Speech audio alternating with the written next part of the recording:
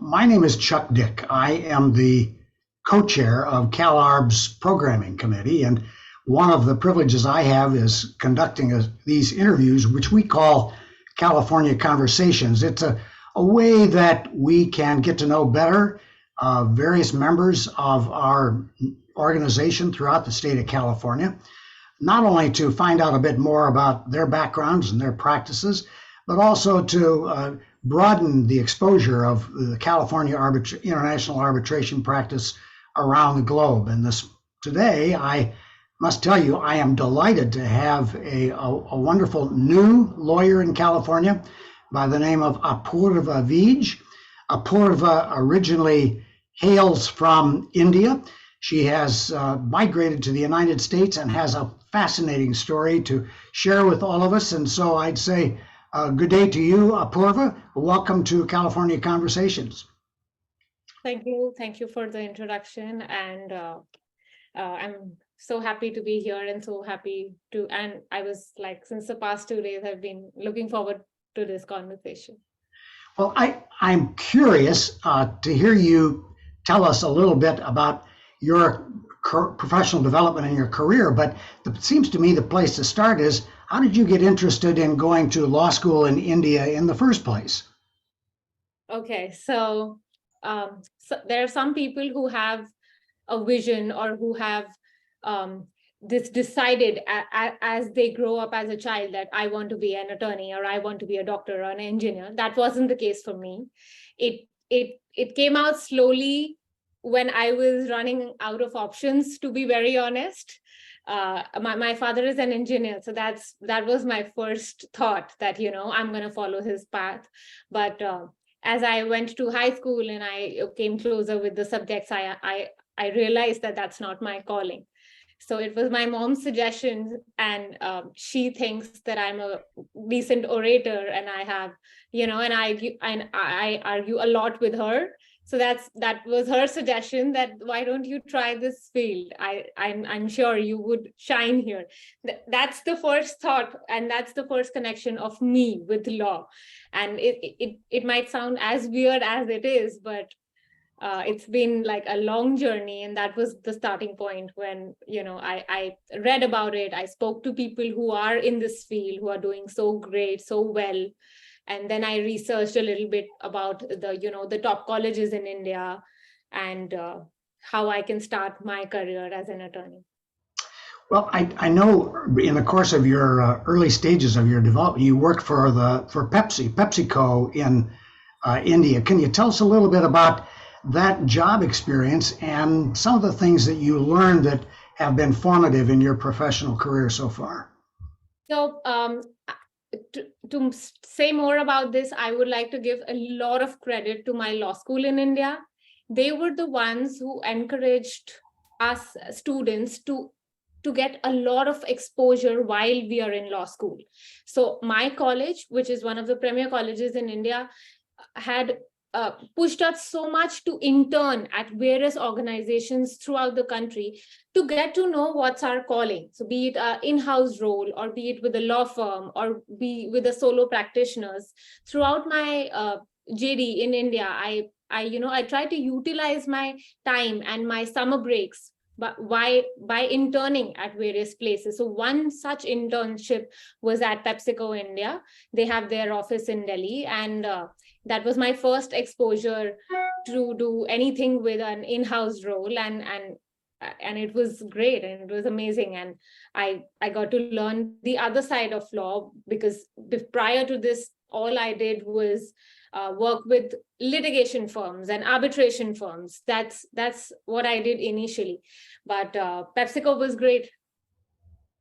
Well, you then also had an experience with practicing with the Supreme Court in India too. So that sounds fascinating. Share that chapter of your life.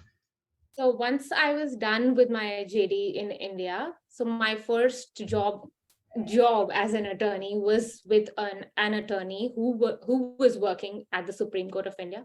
So in India, there is this concept of advocate on record attorneys. There is an exam which certain attorneys pass to practice in front of the Supreme Court of India, which is just one there, and there is just one Supreme Court of India, unlike in the US, where every state has its own Supreme Court. So I was working with one such attorney, and as a young, fresh associate attorney, that it was very fascinating to go every day to the Supreme Court or Delhi High Court, or before various tribunals throughout Delhi or Delhi National Capital Region.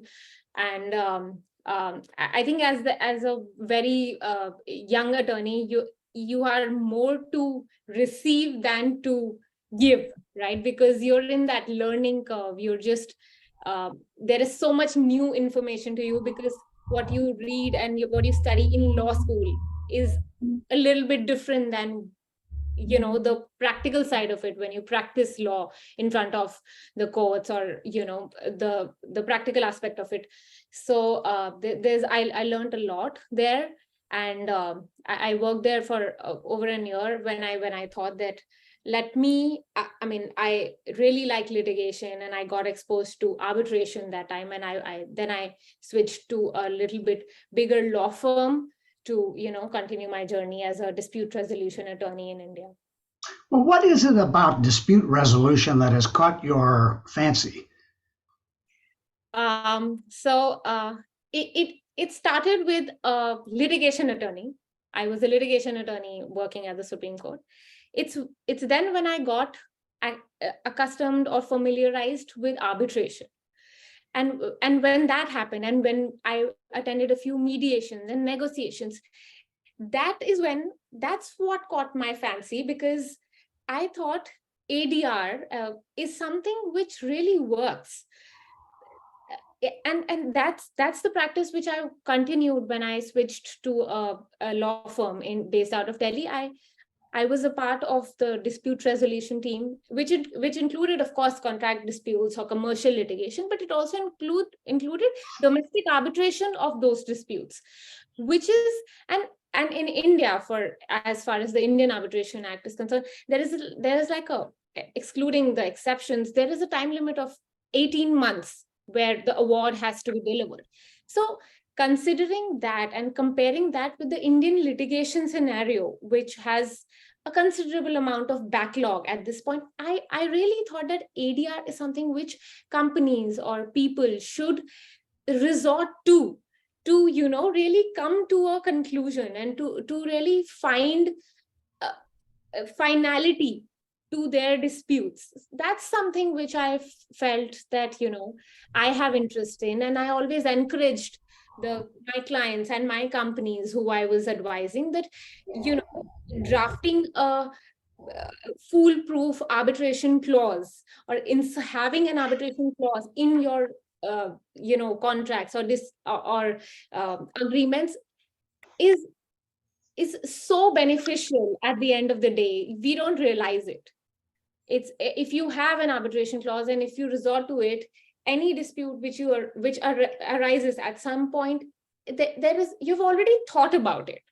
So that helps heavily at the time when there is a crisis. So that's something which I feel is great, and it's up and coming. And arbitration, since I've got to know about it, and now I've just seen it increasing, be it in Indian domestic arbitration or California arbitration or international commercial arbitration in general. So and you would, who knows it better than you, that these days almost every company, every big client, every commercial organization is including arbitration clauses or mediation clauses in their contract disputes, because that's something they want to resort to at the first place. Nobody, some lesser and lesser people are wanting to go to litigate and wanting to go to courts these days. So it's the effectiveness of it which caught my attention, and which I would always have a side of me which is pro arbitration. We have read about the backlog in the civil litigation and the court system in India, but I've not seen it tied with encouraging the growth of arbitration. And you make a very interesting report on that. It is a factor, I gather, from your comments that has contributed to the expansion of arbitration in India? I'm just one person who believes in this theory. I'm sure there are a lot of others like me. And if we work in our own small capacity, if we encourage clients in our own clients, to resort to a mechanism which gives them quick results, or satisfaction, or a better sleep at night. If we do our own jobs effectively, all of us, the whole chain of backlog, can be shaken a little bit. I won't say we can get rid of it completely, because the backlog is huge and that's a little bit unfortunate, but I'm sure we are in the right direction with arbitration being encouraged by attorneys and by legal professionals in general. You chose at this point to pursue graduate education in the United States, and you ended up at the law school at Penn State in College Station, Pennsylvania, or Happy Valley, I should say. In any event, tell me a little bit about the decision you made to pursue an LLM, and what were the influences in your decision? Okay, so I worked as an Indian attorney and at various law firms in India for around 3 years, and in those 3 years I realized that ADR needs to be given more importance, as I said. I wanted to get a global perspective of ADR, how it works in the US, how it works in the Europe, how effective it is, what are the things which the Indian Arbitration Act could borrow from other countries who have effective legal policies. So getting a global perspective of this area of law was my motivation to come to the United States, and my specialization at Penn State was international commercial arbitration. I was very, very fortunate that I received a full merit scholarship from Penn State to study my LLM here. That was also one of the very big motivating factors to be here. It's a proud moment for me and my family, because I'm the first attorney in my whole family to get a JD or to have an LLM from the US. So the whole experience at Penn State, and a special mention I would like to take this opportunity to give to Professor Thomas Carbonneau. He was my mentor, and I was a research assistant again with him. I think he's the epitome of arbitration, or as a professor in the United States, and he was one of the main motivations why I chose Penn State and not other colleges where I got accepted. I also got accepted at University of California, Berkeley, and California is where I live now.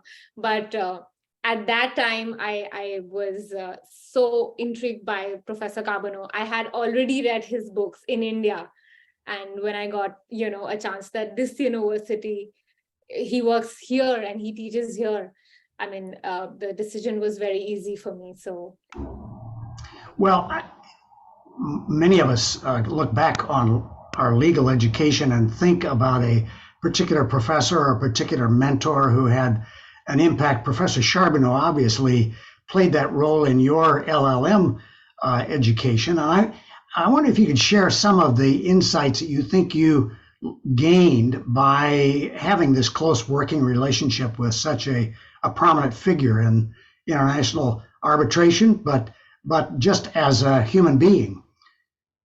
Oh, he's a wonderful human being. I mean, I respect him so much, and he's so senior to me. But it's not just that he was my mentor or I was an RA to him. It's also about, there's so much to learn from everyone. He has a great eye for detail. I wrote a few research papers and I discussed it with him, and I might have read it like 10 times before taking it to him, because it's a big deal for me. But he reads 10 lines and he picks up that, no, this doesn't seem good, that doesn't seem good. And because he has so much knowledge, and he's written several books on arbitration, so that is something which I would like to borrow and steal if I could from him. His knowledge and his, and he has like experience for like last 40 years. He's been associated with this field. So it is amazing to work closely with such a renowned professor, wonderful human being. Your decision to come to California has got to be an interesting one, particularly when you chose to decline the invitation to go to Berkeley for your graduate studies. Share with us a little bit about how you decided to come to California and what were the reasons. So once I graduated from Penn State, once I was done with my LLM, I received a job offer from a mid-sized firm in California. It was based in Orange County.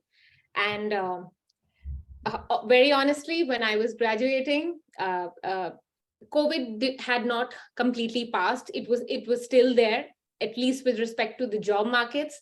So the opportunities we were getting, or the job offers we were getting, were very limited, right? So we had to choose between what was there on the table. It was not that, several companies were coming to the college and interviewing us. It was not that. So we had to really find something for ourselves.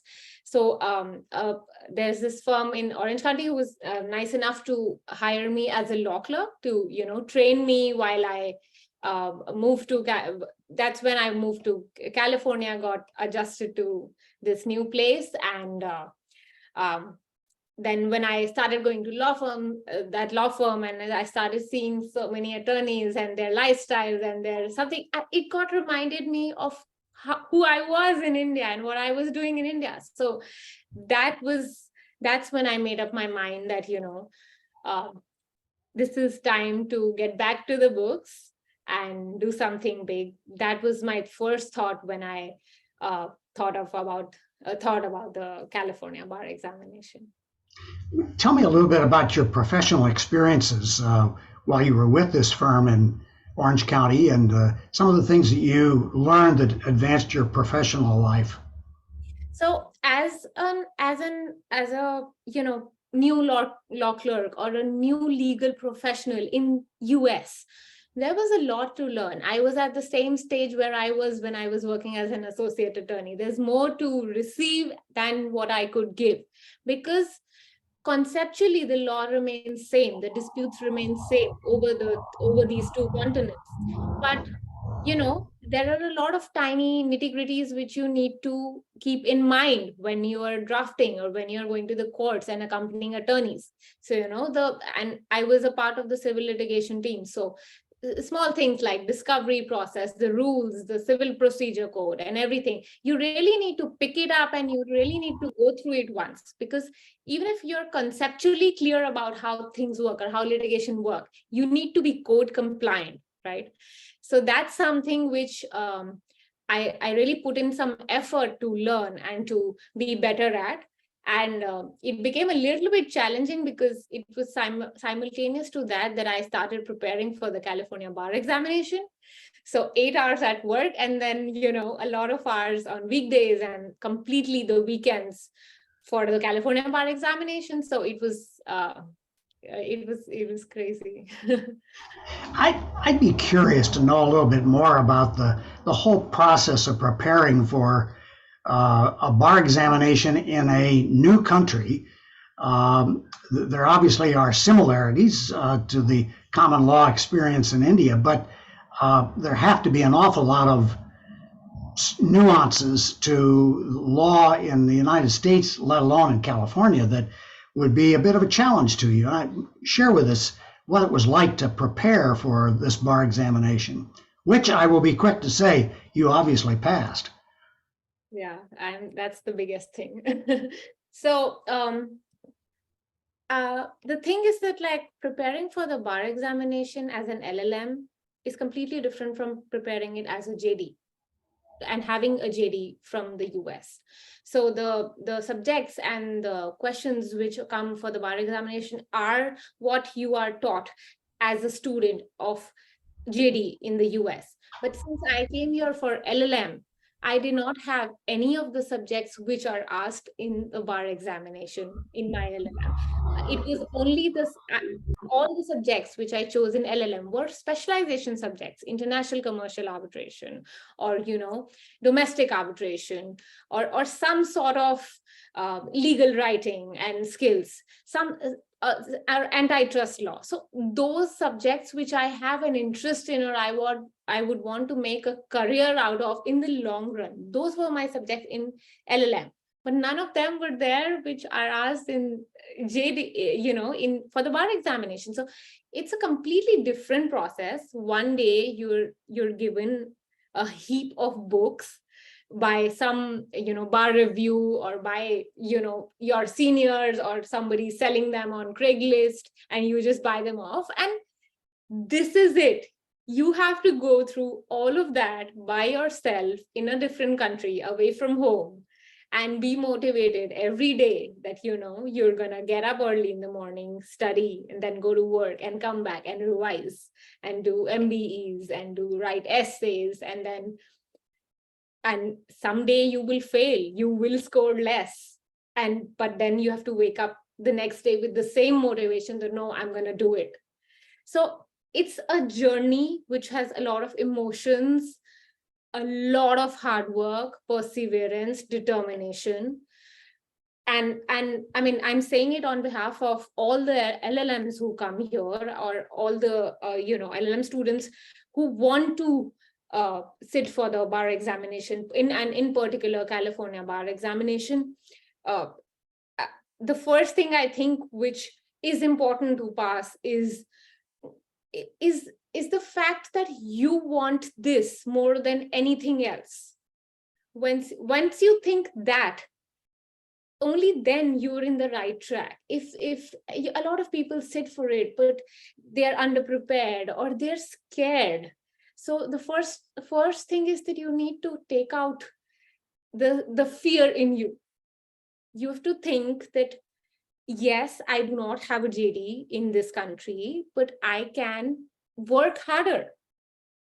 So once you do that, half of the job is done. And then the other half of the job is how to give the exam. What is a competitive exam like? Because, everyone is studying. Everyone works hard. Everyone is using their weekends and, shutting off family and getting off Instagram. And everyone is doing that. But only a minuscule of people, especially those who are LLMs, are passing.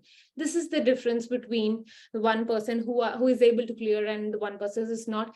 You have to let go the fear. You have to take it one step at a time. And the bar review, I took a little assistance from, they used to send us emails every week or something like that, which says, this is a marathon, it's not a sprint, right? So you don't win every week. You don't win at the last, you win every day. And when you work hard, you will see your scores going up slowly and slowly, but it's a long process. I think, if I'm not wrong, if someone has done their JD from here, they normally take a bar review course, which is from like 10 weeks to 16 weeks, something like that. But for LLMs and for my some people I know who have also passed, they have worked 6 to 8 months before sitting for the bar. So it's a huge commitment. It needs so much motivation, and it needs, and you need to, and I told myself every day that, I've come here for this. I want to do something good, something big, something that people are proud of. And then something where, my juniors, my college juniors, people from India, when they read and when they, hear that someone was able to do it, they also feel motivated that, no, Apoorva has done it, I also want to do. And trust me, I put out some stories on LinkedIn and something telling my story.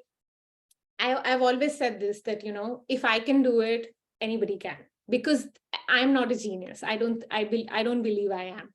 This is a clear case of working hard and getting results. So you need to want it so badly, and that should be the only thing that you want to do for the next 6 months, next 8 months in your life. Of course, you take breaks. You skip a Sunday and you go out with a friend, have a drink. of course you do that, but it used to go in my mind every time. Like if I'm taking a Uber or if I'm driving to work and it's a 4-mile drive, but at the back of my mind, it's the thing which is going on is I have to complete this chapter today. I have to complete that chapter today. I have to revise this. So it went on for months and months, and my family was in India, and I used to, call up my mom every now and then, and she used to ask me my scores and how are you scoring? Are you at 65 or are you below or are you above that? And someday when I used to, be happy that mom, I scored 70 today, so she always used to say that don't be so happy. Okay, tomorrow you might not score that much. So keep your head down, work hard, and you will be able to do it. So your story obviously just speaks so loudly about your self-discipline, about your motivation, about your sense of industry, Apoorva, but it doesn't really explain why you decided to make this investment. That's a lot of commitment on your part, and yes, you brought the discipline and industry to it, but tell our viewers why you wanted to do this.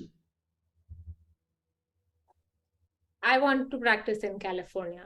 I have read in detail the history about how arbitration evolved in California, where is it going, and the loopholes in it. And I wanted to see myself practicing in the Californian courts or practicing Californian domestic arbitration here. And you would see that, once you have a license to practice in this, the sky is the limit. Attorneys have so much to explore. I mean, we are so fortunate that we are not bound by any industry. You would see attorneys in the tech industry or in medical industry or in schools, in hospitals. Everybody needs us. So I wanted to be, and I still want to be, one of those people who can, really contribute, or you can be useful for someone who's in need or who has a dispute, and be it working for a firm or be it, working pro bono. So I wanted to be available to the market and, contribute, and whatever skill set I have, I wanted to use it for someone to take, advantage of it and resolve their disputes. Because when a litigation is going on in a house, the impact it has on the people, on the house, is devastating, and monetarily also it exhausts people. So it's one way to, how I want to give back to the society, to be able to use my skill set for someone who's in need. It's interesting to hear you describe the drivers, your ambition, from the perspective of a newly admitted lawyer in California, and how that affects your perspective about the future of the international commercial arbitration practice in our state. Many of us at CalArb who have been around a while tend to have perhaps a more narrow view, and it's encouraging to hear somebody at your stage in your career voicing such optimism about the future of arbitration in California.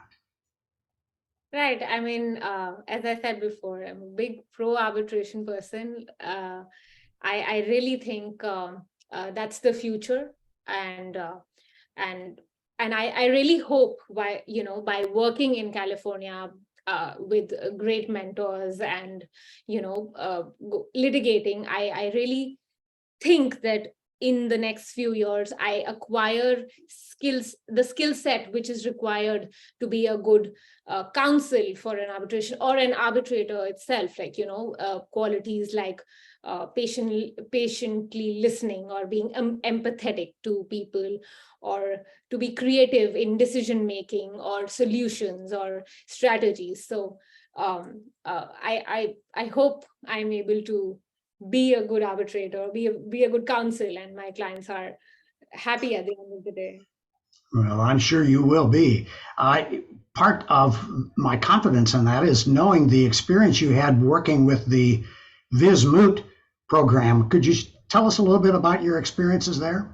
Right. So when I was at Penn State, when I was doing my LLM, I was chosen as a team advisor for the William C.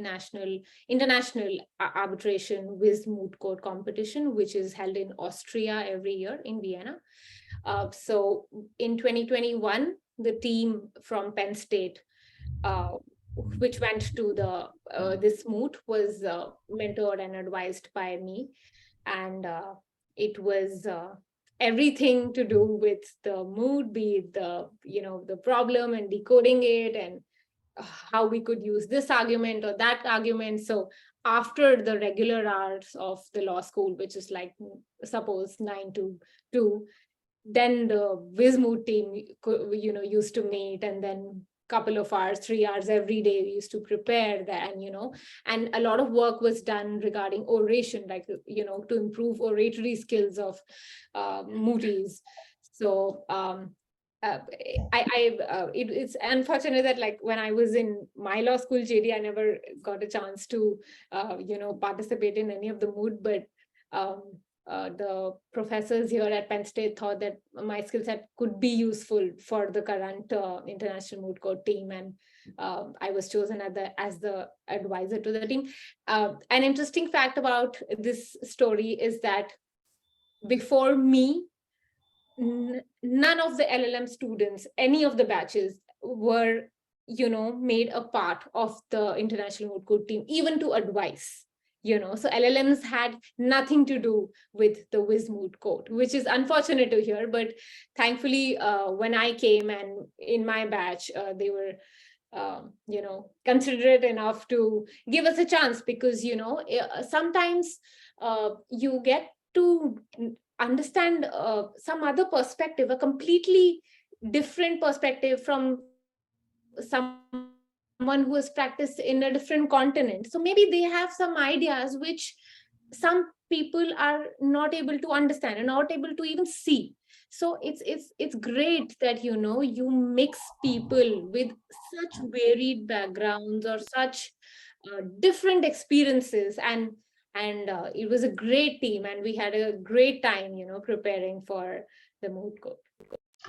Anybody who has functioned as a teacher in a continuing education program or taught perhaps as an adjunct in law school realizes that the teacher learns perhaps as much or more than the students.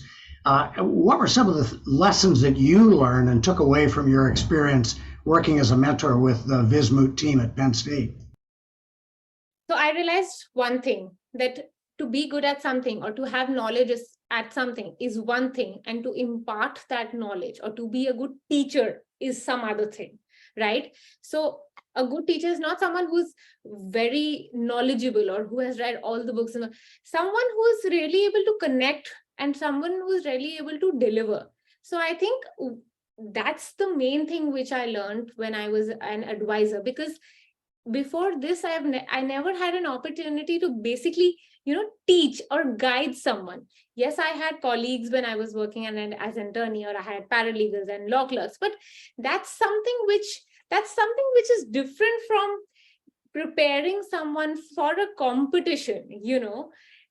It's them who are, it's the team who's working so hard day and night to go there and prepare well and be the best they can, and it's so in this journey, what I think, I became a better teacher, right? I tried to, of course, deliver my practical experience and my knowledge about arbitration to them, but I would definitely say that I learned a lot from them. Kids my age or even younger to me are every day they are becoming smarter and smarter, and they know things which I did not know 5 years from now. So it's a give and take process. It's not something that I am their advisor and they're learning from me. I'm also learning from them. So it was a great multicultural give and take of knowledge and experiences. So it's great. It was great. Well, Apoorva, all of us at CalArb congratulate you on your successful passage of the bar examination and admission to practice here in this state. And we are delighted to welcome you into the CalArb family, because you do embody, I think, part of the dynamism and the energy that is going to take international commercial arbitration in this state to the next level. We're counting on people like you to be the leaders of the future, and I've been delighted to share some time with you this morning and allow you, through California Conversations, to share a bit of your persona and your ambitions. We wish you the very best in your continued search for the next chapter in your professional life. But for today, just thank you for giving me the privilege of getting to know you a little bit better, and for sharing a bit of who you are with the viewers of our California Conversation series. Apoorva Vijh, best wishes to you. Thank you so much. Thank you for taking out time. It's my honor as well that I was chosen to, be a part of this chapter, and really happy to be here. And I'm going to meet you again 5 years from now and give another conversation, and we'll see where we are. Thanks a lot.